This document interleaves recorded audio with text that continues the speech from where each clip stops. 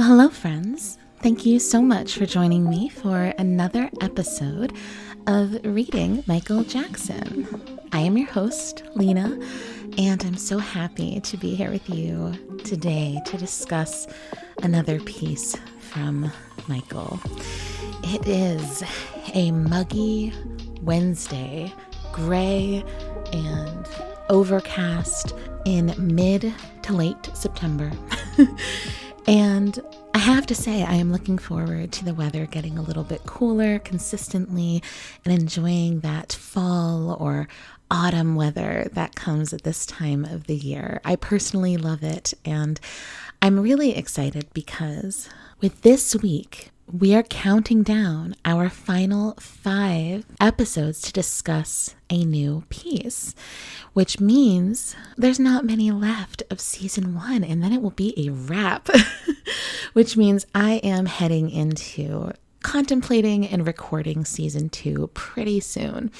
So if you are a person who has been listening for a while, or even if you're a new listener and you are interested in having me analyze or discuss anything specific regarding content about Michael, content Michael created, feel free to shoot me an email. My email address is readingmichaeljackson@yahoo.com, and I would be happy to take any suggestions. I do feel I have a pretty clear idea of what I will be doing next season for Reading Michael Jackson, but I'm not 100% sold yet. So if you have any suggestions, don't be shy. The world is better when people bring their brains together, So don't be shy, and please do reach out with any suggestions you think I should consider. But with that said, we're not there yet, are we? We are still finishing season 1, and we still have 5 more pieces left. So with that said, let's get into this week's piece. This week's piece looks to be a poem, not a particularly long one, but certainly a bit meatier than last week's. Nothing against breaking free. It's just, it was 8 lines, it was 8 lines. There was only so much I can analyze. So I'm looking forward to something a bit longer this week for us to discuss. So now's the time that I invite you to relax, get comfortable, get cozy, and join me for this reading of Once We Were There.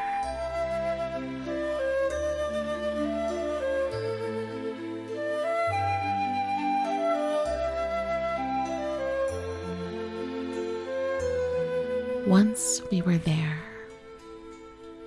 Before the beginning, before the violence, before the anguish of the broken silence, 1,000 longings never uttered, pangs of sorrow brutally smothered.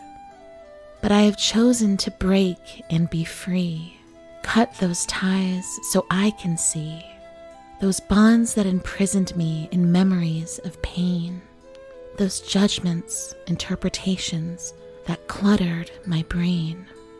Those festering wounds that lingered have gone. In their place, a new life has dawned. That lonely child still clutching his toy has made peace, discovered his joy. Where time is not, immortality's clear. Where love abounds, there is no fear.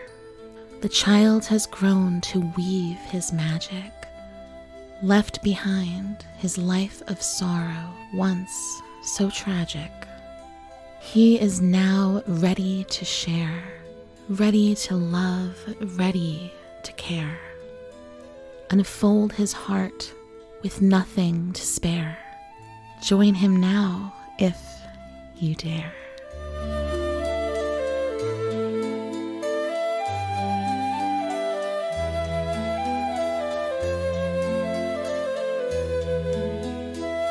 Well, that was a sweet piece. I liked that. Once we were there. I've been thinking about this title since I first read the title this morning of which poem we would be reading. And of course, as I read the piece, I contemplated that title more. Part of it is that when I narrate these, I have to think about, like, how are these meant to be read? Where is the emphasis meant to be? Once we were there, or once we were there. They have different connotations, the way that you might read them. And I think that's because in this title, Once We Were There, there are a couple of different possible meanings. So the first thought I had was, once we were there, which would say, there was a time where we were exactly where we needed to be. There was a time before everything else. But then there is another reading, once we were there, which could imply once you arrive somewhere, what happens next? And if you're like my husband, you have no idea what the difference was between the two different ways I said that, and that's fine. But even if on a tonal level, you don't hear anything different, on a level of just purely looking at the language, these are two distinct ways to look at the phrase, once we were there. There's a nostalgic element where you're looking backwards. Then there's this more forward momentum that tells the story of what came after you were there, what came after the arrival, so to speak. As we read, I think it would be helpful to think about these two different ways of understanding this title.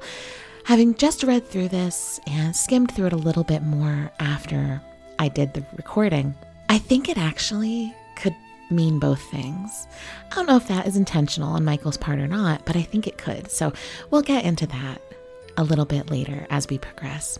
Something else I want to mention before I get into a more direct analysis of this piece is that there were a lot of references, or maybe not a lot, but there were a few references in this poem that kind of called back to last week's, which I just sort of teased about was so short, there wasn't as much to analyze.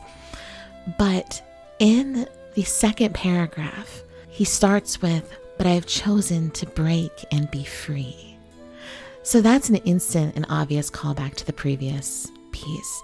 And then later, in the fourth stanza, he says, "Where time is not, immortality is clear." And just the whole notion of time is something that we discussed last week. But the part about immortality was actually pretty prevalent in 2 weeks back, I think. And I just think that's kind of cool because it's not like these are unique themes that he's yet to address in the book. It's just, I think that there's more of a direct through line I'm seeing between the pieces that are in part 2 so far. Now it's possible I'm just trying to see a connection because as I expressed in the Magical Child part 2 episode, I am trying to grasp the thinking behind making a part 2 in a book that's less than like 10 pieces, out of the 46 total. I just don't understand that from like a logistical perspective. Like, what was he trying to say with that? But I, as an artist myself, I think things are very rarely unintentional.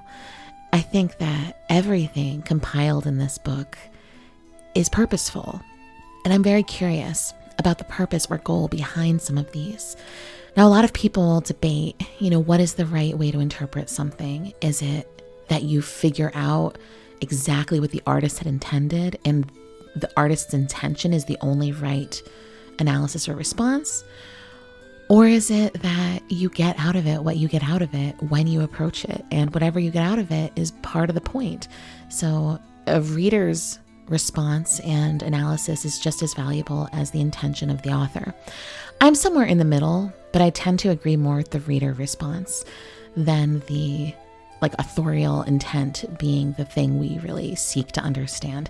I think that there's room for both of them to be really important, though. And that's what I try to kind of marry here when we talk about Michael's work. What can we take from it based on what we know about him and what we think he's saying? But also we're putting our own spin on things, or at least I am. I'm putting my own spin on things to talk about it. So let's get into the details of this piece and discuss some of what Michael is saying here. In this first stanza, Michael points to some ambiguous before time, before the beginning, before the violence, before the anguish of the broken silence. And to me, that strikes as before the beginning of life, because from the very beginning of existence and life on this earth, there has been violence, there's been pain, there's been sorrow. And that's just the part of life. That's the nature of being alive, right? But I think we all wonder, what existed before it all? What was there before it all? I find that to be a great question in the context of this piece, but also in the recent pieces we've been reviewing. So this first stanza with all of these befores, the reminder of this alternative that existed before everything else started. There's no real clarity on what that before really was. I mean, was it all just blackness, all just darkness, and then bang? You know what I mean? I think that it's a little bit unclear, but we can think about that literally from the perspective of like the beginning of the universe. But I also think, as I do with everything in this book, there's a really good reason to really approach this work from a perspective of spirituality. And so if we're building off of the things we're learning about Michael in these pieces, in terms of his, possible beliefs ascribing to this idea of like a universal oneness or, a higher power that is deeply connected to all of us. And if you believe in that, it would make sense that there was a beginning on some level, but not necessarily either. So it's a little bit tricky, but he says, before the beginning and before the violence, before the silence was broken, before the nothingness was shattered, longings were never uttered, pain and sorrow didn't exist. So that makes sense. If there's nothing in the universe, then of course there's not pain either. There's not longing. There's not all those things. So he establishes this almost as fact, like before all of this, there was none of this bad stuff. But he doesn't go where you would think he would go next, which is where, for me, when I read this like before paragraph, I am expecting an after to come next, right? Where you're filling in the details of like before all of this happened, things were this way. But after it happened, things were this way. But he actually doesn't do that. In the second verse, he goes into, but I've chosen to break and be free. Cut those ties so I can see. So interestingly, he is catapulting us from this before image to much further along when a person, a spiritual being, however you want to think about Michael's narration here, where this person is fighting back against it and choosing to step away from it. So we don't actually know what he's stepping away from, but we've lived it, right? We don't know what came after, but then we do know what came after, right? I mean, we're living what came after. We're living the anguish, the pangs of sorrow. We're living without the silence. We're living with and among the violence, right? As well as a bunch of other good things, don't worry. But in terms of the language of the poem, we are living within that. So he's not spending time establishing what happened. And in fact, you could say he did that throughout much of this book at this point. So now we're looking at the person who is existing, as we all are, within this spectrum. And he is choosing to break and be free, to cut those ties so I can see, those bonds that imprisoned me in memories of pain, those judgments, interpretations that cluttered my brain. And it's funny, I'm sitting here thinking, what is the best way to break down what I think he means here? Because it's not that it's not obvious. I think it is. It's just when you're reading pieces like this, where there seems to be this argument about and for breaking free from the restrictions, I think we have to think about, like, where do those restrictions come from? Are they human created? The first thing I really thought, honestly, was like the concept of hive mind, where human beings are the most powerful, intelligent species on the planet. Human beings have created society and culture and order and chaos. And, human beings are the cause of some of the greatest things and most of the worst. And so when I say hive mind, I guess I mean when we're living amongst the buzzing noise of being human, there's this kind of inescapability of what that constant exposure to human noise has done to us. And by human noise, I mean the rules, the judgments, the expectations, being told that we're right or we're wrong or we're good or we're bad. All these things that make it really hard to be human. I mean, honestly, it's really hard to be human, right? Like, it's objectively hard. It's hard to be human because we not only have all this existential stuff we're dealing with all the time, but we have like our day-to-day life, and we have the people we love and care about. We have the societies and cultures that we're in. We have the systems that work to uplift and also oppress us. Like, there are so many challenges with being human, and the noise around us through those challenges is, I think, what he's referring to here. And I guess I say that primarily because of the line, those judgments, interpretations that cluttered my brain. I recently have been taking a bit of a social media hiatus, and I'm not like crazy active on social media in terms of my own posting, but I can scroll like nobody. I mean, truly. But in the US, there's been a lot happening politically that's been really difficult to face all the time. So I stepped away first because of that. Because honestly, the thing I was finding that I was most tired of wasn't actually the news itself. It was every hot take on the news. It was every voice entering into the dialogue that I just didn't want to hear. I was tired of being told how to think and feel about things. What was right or wrong in terms of my reaction to things. Like, I was just tired of it. And it's been about 2 weeks, and I'm just kind of dipping my toe back into social media. And I wish I wasn't, but I have to for some professional reasons. I think long term, though, it would be better to be off of it, but that's a whole other topic. I only bring that up because when I think about human noise and the noise of judgment, the noise of the pressures, the noise that kind of contributes to so much unnecessary suffering. Because like I said, being human is hard enough.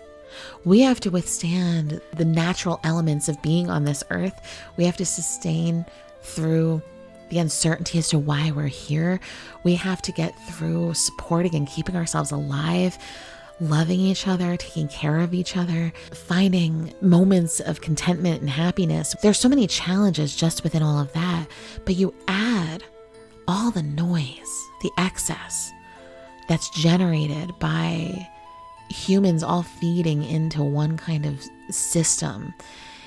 And I often think, God, I just want to be free of that. So when he says, I have chosen to break and be free, I almost feel like he's saying, I've chosen to break from this world that has created the violence and the sorrow. I've chosen to break and be free. Cut the ties with all of that noise, all of those people. Cut the ties with the noise, the systems that keep you in this constant state of anxiety, the judgments and interpretations that clutter your brain. And that's how I interpret this. And I have to say, I like it. I like it. So let's continue. Those festering wounds that have lingered have gone. In their place, a new life has dawned. That lonely child still clutching his toy has made his peace, delivered his joy. Now, I think it's pretty obvious Michael's talking about himself here. But it's interesting because I feel like what he's describing is a kind of moment of a turning point in his life, turning over a new leaf and kind of almost walking through a threshold and coming out on the other end a brighter and happier and more content version of himself. I really like to see this, but I of course feel some sadness about it. I'll get to the sadness in a moment, but let's focus for a second on what he's saying here. The festering wounds have gone, and in their place a new life has dawned. So this could be the festering wounds of his own life, of his past, the things, a festering wound is something that's like an active wound. It's getting worse and it's kind of eating itself. And to say that's gone and in that place there's a new life, that's a real moment of transition, a moment of starting over. And I guess it touches me a little bit because As I mentioned last week, my first book was released, and I don't remember if I mentioned this or not, so I apologize, but it is a memoir, and it does talk about a pretty significant trauma from my life. And I still am affected by this trauma. And trauma's like that. It doesn't go away just like because you want it to. It doesn't go away because you've been in therapy for half a decade. It doesn't go away that quickly. It stays with you, and it's a heaviness you can carry sometimes. But I had this thought. I was taking a walk this morning, and I was thinking about how I consider myself a soft person. And by soft, I don't mean I can't handle myself. That's not what I mean at all, because I absolutely can handle myself. And I can take a lot and handle a lot and survive a lot. But I meant a soft person in that I greet the world with softness instead of hardness. There's a malleability to the walls I have around myself, because while I need borders to protect myself, I'm also comfortable letting them open and approaching the world with a general sense of love and gratitude and appreciation. And I had this specific thought come to my mind, and it was this. I thought to myself, my softness is hard won. Now I like that because of course I like the dichotomy between the softness and the hardness. I can't help it. I like it. But I was thinking about, how does a person who has once been hardened become soft? And I feel that was me. And when I read something like this, I feel like that was Michael. I'm not saying Michael was ever hardened to the world, but perhaps hardened to himself. Because if he was turning his pain inward, which I know he has said in the past he was doing, if he was turning his pain inward, but he's saying now those festering wounds have gone and there's a new life dawning, perhaps what that means is that through a hard-won kind of effort, he has healed himself, or he has healed enough in order to spring new life. He's open to new life, and he feels new life emerging where those pockets of pain once were for him. He is feeling a new semblance of purpose because of that.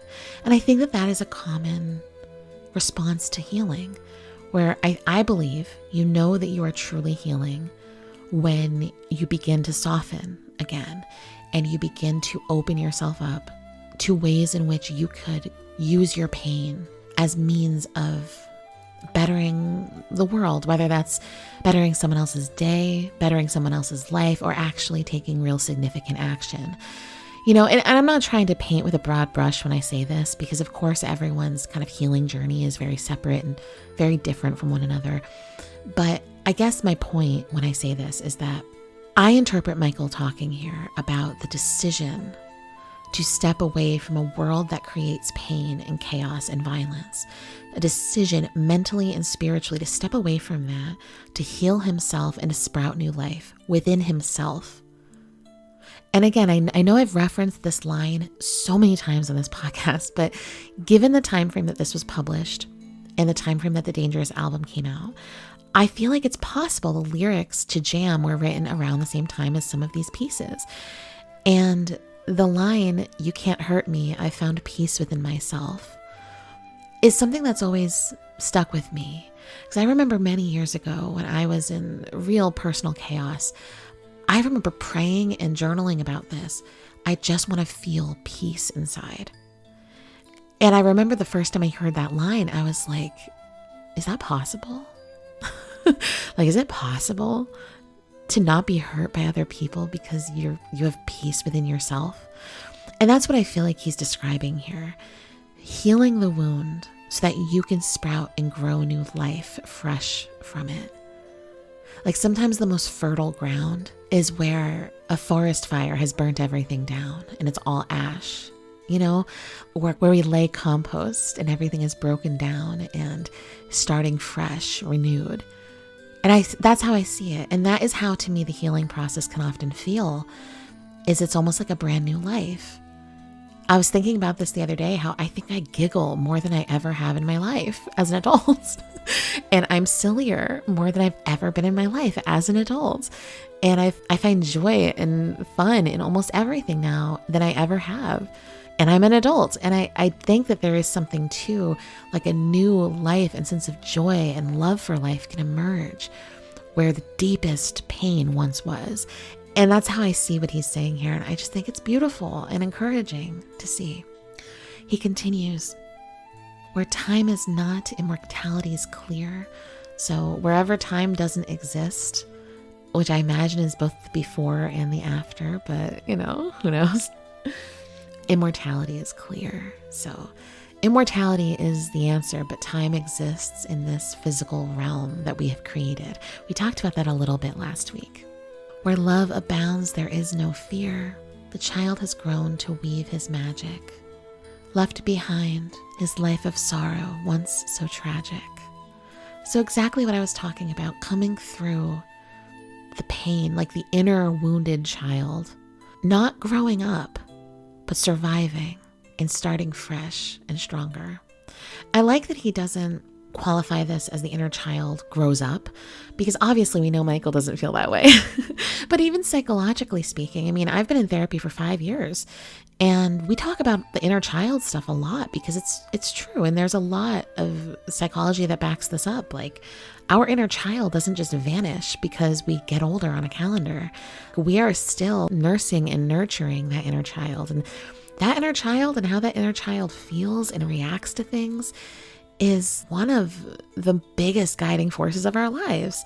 So I like that Michael doesn't express it in such a way that the healing requires growing up, because I don't think it has to. It depends on how you want to heal. And it depends, I suppose, on what you think of healing as meaning. But I see this whole poem, so far at least, very much about healing, making the choice to break free from the bad, to heal yourself, and to sprout anew. He continues, he is now ready to share, ready to love, ready to care. Unfold his heart with nothing to spare. Join him now if you dare. I absolutely love that final line. It's just so cute to me. Join him now if you dare. Like, it's just adorable. But I like this ending as well. But this, again, I started to say a little bit earlier that this makes me a little bit sad. And I suppose I would explain why with the ending here. As I've said a couple of times on this show, I really see Michael seemingly was coming through quite a bit at this point in his life. He released Dangerous in 91. This book was published in 92. There's all these narratives within both, frankly. There's all these narratives of healing, of growth, of starting over, of reaching a new state of, kind of enlightened awareness, letting go of restrictive thinking. I know he had left his church in the late 80s. I don't know if that was related to some of this, but he was beginning to be more open with the public. He was beginning to share himself a bit more without so much guardedness around him and his image. He was letting down the curtain a little. And it breaks my heart because I feel like that's what he's saying here is like, I'm ready. Not only to open up to all of you, but for himself. Like maybe he's saying, ready to love, ready to care, ready to start a family, maybe ready to fall in love, ready to get married. We know he ended up getting married, obviously, very shortly after, just a couple years after this book was released. But had the allegations not happened in the early 90s, had that not derailed his public image, but I'm not even talking about image. I'm talking about the immense work he had to do on himself to get to the point that he was writing these pieces. And then to have this kind of public crucifixion happen, I can't even imagine. I mean, yes, he had built up an incredible sense of strength for himself, but like, who would he have been? What would he have done? And he did great things regardless of the allegations. He came out with great music. He made amazing contributions to humanitarian efforts throughout the world. I mean, he did so much good for the world. He started a family, but had that not happened, where would he have been? What else would he have done? I mean, he had achieved a place, from what it seems like, a place of emotional and spiritual limitlessness, where he really was beginning to love himself and care for himself. He was really healing himself. It just makes me sad, and I don't want to linger on that because I cry all the time on this show. But I can't help but mention it because, again, we're looking at Michael's whole life in order to understand these pieces and to contextualize them. And so it's hard, it's difficult to see somebody kind of reach this state of real peace. Again, peace within themselves, a profound alignment with purpose, which is what it sounds like he really had. I mean, he's talked about purpose how many times in this book, finding his purpose and enacting his purpose. And he did that before and after the allegations. But imagine how hard it was for him to continue and how unnecessarily difficult it was for him. Had that not happened, if he had not met that family, if all these things didn't happen, he would have been a very different person, and he'd probably still be with us. And it's a sad reality to loving and exploring Michael and his work, But needless to say, this piece exists and can exist if we want it to in the time and space in which it was created. And that was a time in Michael's life that he was empowered. It sounds like he was a bit happier than he had been. He had a strong sense of what he wanted, and this is him gifting that sense of guidance and wisdom to his readers, whoever they were, whether they were big Michael Jackson fans or not. And I think that it's cool to be able to look at something that was published 35 years ago almost, and to see so much truth in it still.